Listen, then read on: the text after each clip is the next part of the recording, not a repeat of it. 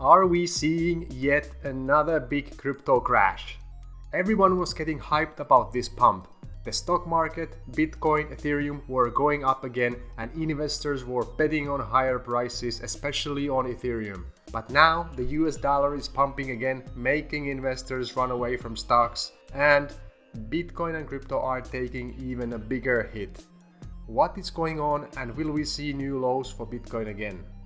Let's find out about the markets a lot more in this Friday Banter recap. But before we start, let's see who are the crypto industry experts in the show. Vinny Lingham, a crypto investor, the founder of Civic and co-founder and CEO of Waitroom.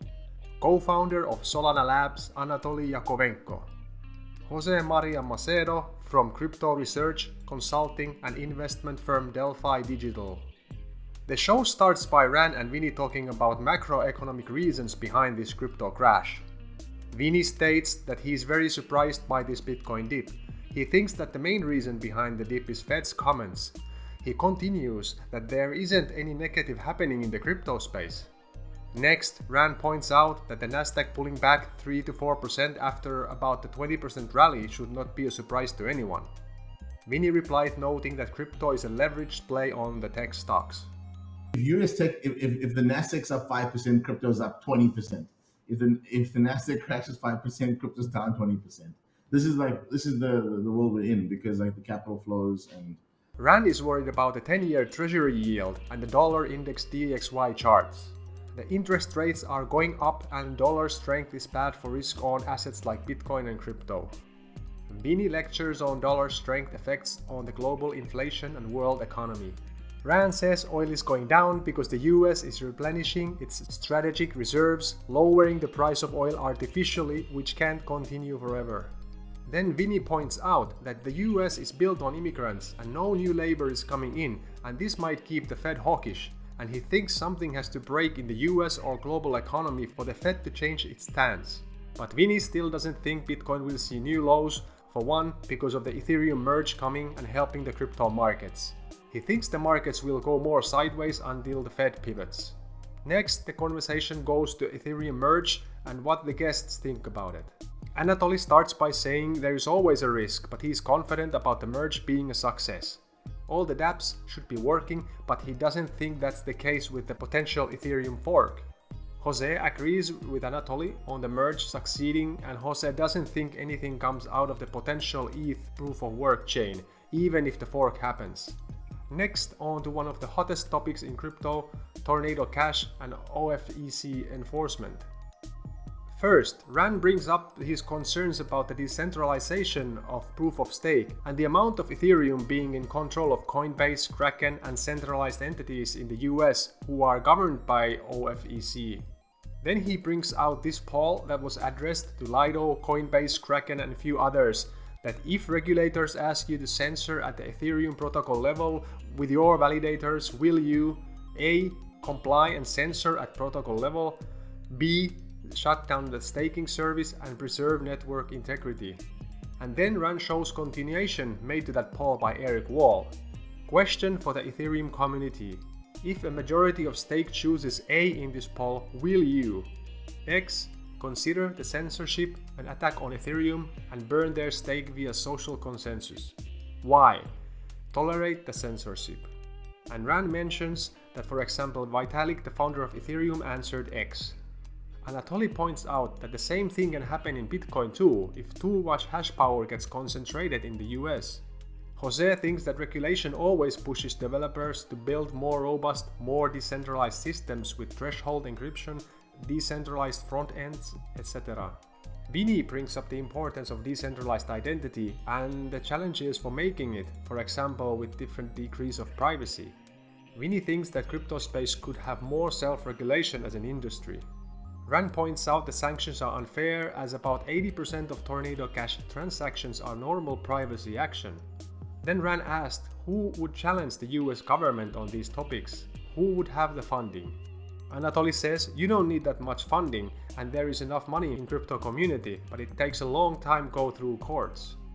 Then Rand expresses his worry about the Tornado Cash developer being arrested And can the government go to one level higher to a protocol level and start sanctioning people like Ethereum founder Vitalik? Here Anatoly replies. The only way this stuff flies is if we get through the courts and get the US government to agree that the base layer is no different than a switch by like AT&T. Essentially, there has to be a clear line between running the base layer infrastructure and something that is advertising illicit activity. Jose thinks there will be countries with different regulations, but Vinny doesn't believe that they could diverge from what US is doing. The country, if they say, look, this guy has been sanctioned because of this and that reason, if you don't comply and have him arrested and whatever, extradited or whatever, you're going to be cut off from the banking system. What do they do? Next, Rand pivots the conversation to Korea Blockchain Week. And what were the hot crypto topics there? Let's listen. Metaverse, I guess I heard 75% metaverse NFTs and gaming, and 25% decentralized options, decentralized derivatives, and there was pretty much no talk of anything else. Anatoly is worried about the DeFi winter, a lack of funding because DeFi grew to the point where it touches the regulated side, so it's hard to grow now. And to move forward, someone has to push the boundaries and face the rules and resistance of traditional finance. Jose thinks DeFi is at the core of crypto, and he believes DeFi is taking new steps, for example, to on-chain derivatives. Solana, Aptos, and Sui offer the speed to do this. And then he expects rebundled DeFi experiences. Then Ran asks how the guests would allocate capital between metaverse gaming and NFTs and DeFi. Anatoly replies he invests in founders no matter what the niche is. Then Rand notes that it looks like Solana started its development geared towards order books and DeFi, and now it has become an NFT chain. Anatoly points out that they have managed to build a tech which can run a central limit order book, but starting an NFT project is a lot easier, so that is one big reason why Solana has a lot of NFTs. Jose says they run a venture fund at Delphi and they are investing in founders and teams.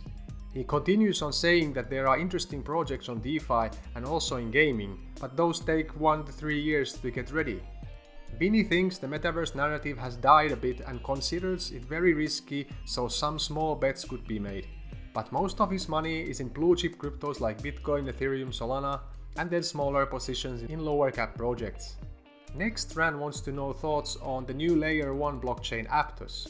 Anatoly is excited about Move, the programming language, and thinks it could become the dominant smart contract language. But at the same time, there could be something better coming in 2 years. Aptos is built the same way as Solana, so it can handle many smart contracts at the same time. This means you don't need a layer 2, not even another layer 1. Vinny thinks Aptos is also a hedge for big investors like Multicoin Capital, since it's hard to predict which blockchains will succeed. Jose says that Delphi's developers like the Aptos and Sui programming language, but he also points out that it can be a barrier as developers need to learn a new language. Then he takes the conversation to the composability of blockchains, and he states that so far there hasn't been much composability outside of DeFi, and even there it's not necessary. So he thinks projects could do well just to have their own execution environments. Anatoly brings up a challenge in Solana, that they could run an NFT launch and a low latency zero market. He thinks they can, and then there is no need for modularity. Here he sums up the composability topic. We haven't seen composability across chains to be like a really big thing outside of like chasing yield through a bridge. But nobody's moving NFTs. And lastly, Jose wraps his thoughts up on the topic. So I'm interested to see. I think you have to have bets in both, in my mind, like in the monoliths and in kind of the more modular vision. Finally, Rand wants to talk about Solana phone saga and ask Anatoly what is the vision behind it. Since Anatoly has experience in the mobile phone industry, he was frustrated to see how wallets were built on mobile, and he knew that the hardware already makes it possible for wallet seed and signing to be done securely on mobile phones. And when NFTs blew up, Solana developers got some grey hairs about the policies of the Google and Apple app stores, in that Web3 business models don't work in these app stores. And they don't want to conquer the world with the phone. Solana would be happy to have 50,000 dedicated Web3 users, and that would be a bigger distribution channel for the devs than current app stores. Then Ran asks if it makes sense to build dApps just for 50,000 Web3 users, and Anatoly replies, what is the business logic behind this? Like the Web3 users are the most lucrative, like the most important users on the internet right now in the world. They generate ridiculous amounts of volumes, ridiculous amounts of revenue. Anatoly ends by saying that if crypto takes off, Google and Apple app stores have to adapt or they will die. And he would like to see a scenario to play out where they can develop such a dApp that people would buy the Solana phone just to get access to it.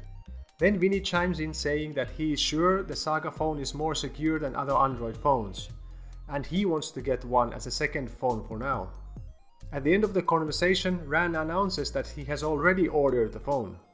Listen, I'm one of the 3,123 people that's ordered a phone, so...